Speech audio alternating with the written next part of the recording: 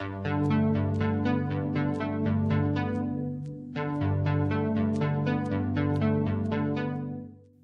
racing on the streets was outlawed in 1953, a few die-hard Long Islanders set out to build a race circuit second to none in the world.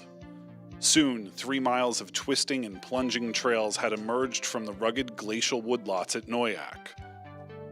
This also revealed splendid views of the Peconic estuaries with the Connecticut coast beyond. Second to none in the world, indeed. In 1957, SCCA brought their national championship races to the circuit for the grand opening of the brand new Bridgehampton Road Races Center.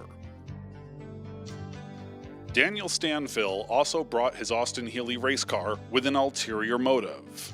He had a miniature camera lens mounted under his rearview mirror, and he also had an Austin truck motor under the hood. If you've known the bridge at speed, you're now in for an emotional jolt.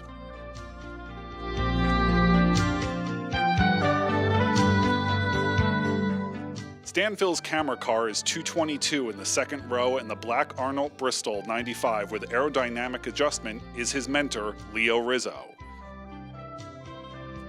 As the grid is off toward flag stations 2 and 3, only sky and treetops are visible before the track drops out of sight and Daniel finally remembers to turn on the camera for a quick lap at the bridge.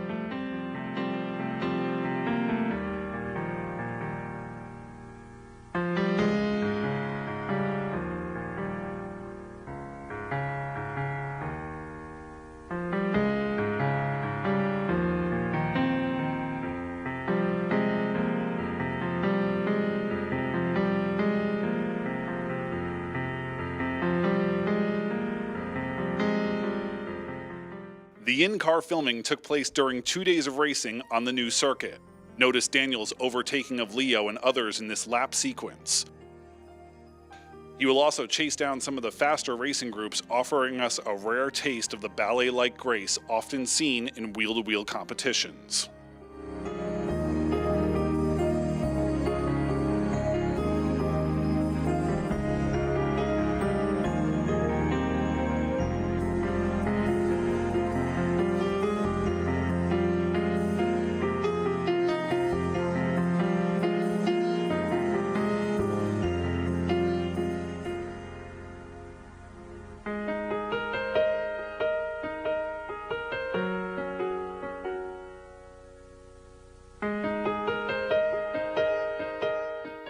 You know, it's amazing watching this old footage. When Guy Frost first showed it to me and said at some point, would I like to comment on what I'm watching and the bridge itself, I just was overwhelmed with all that the bridge meant to me. It's where I first got the racing bug, and there ended up racing professionally for 5 or 6 years. Bridgehampton became our home test track, and it was a fascinating place. It was the most beautiful spot on Long Island.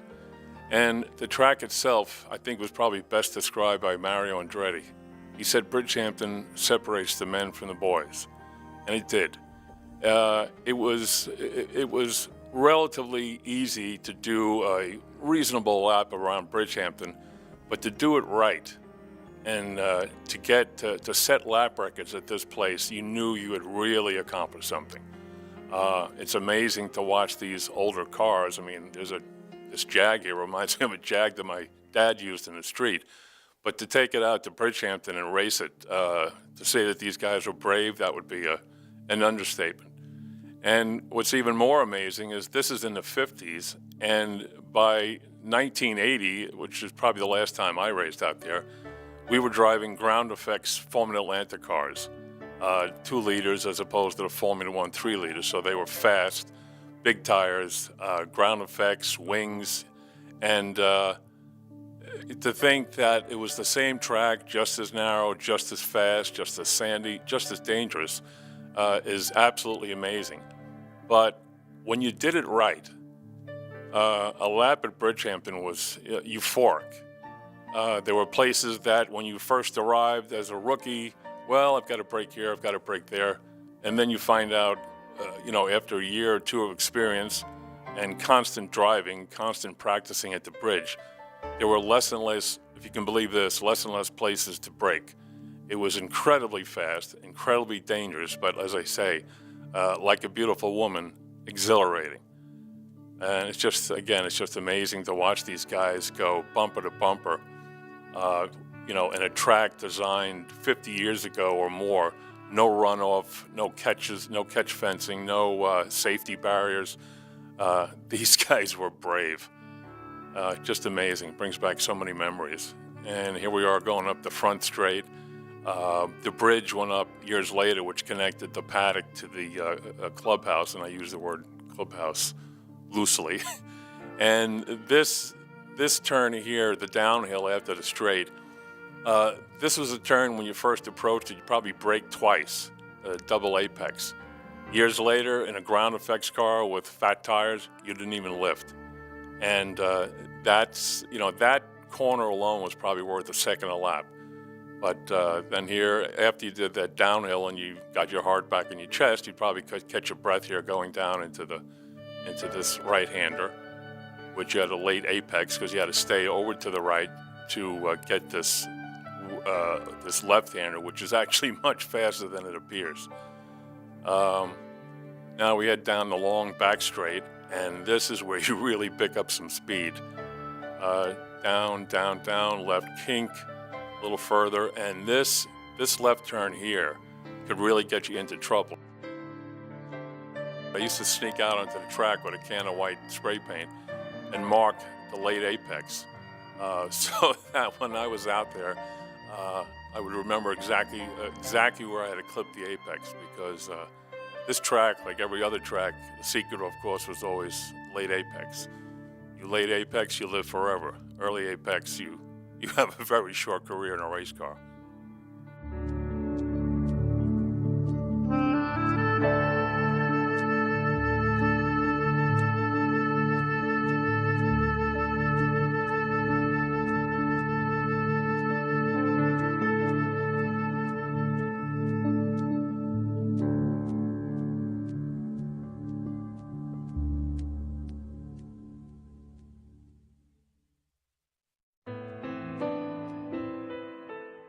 After badgering the faster classes in practice sessions, Daniel joins his own race group to lead the field and enjoy the flag laps and photo ops with his wife, Anne.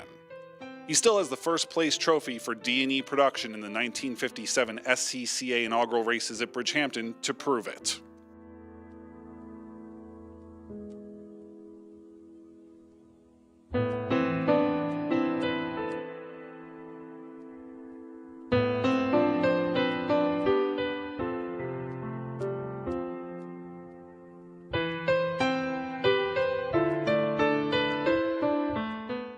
The bridge attained international status in 1960 and is still remembered around the world.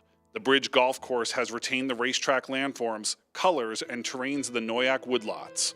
Racers are welcome to walk the track down the long straight that terminates so dramatically under the Chevron Bridge, itself a World War II artifact. The clubhouse pays homage to the ghosts of 40 years of racing at the Bridgehampton Road Races Center, with a virtual museum of automotive art, and now it has a priceless record of the very outset thanks to Daniel Stanfill. The McLaren plaque, long missing with the flagpole in the paddock, has recently come home anonymously and is now under lock and key until a new flagpole can provide a proper mounting. To do something well is so worthwhile that to die trying to do it better cannot be foolhardy. It would be a waste of life to do nothing with one's ability, for I feel that life is measured in achievement, not in years alone. Bruce McLaren, 1937 to 1970.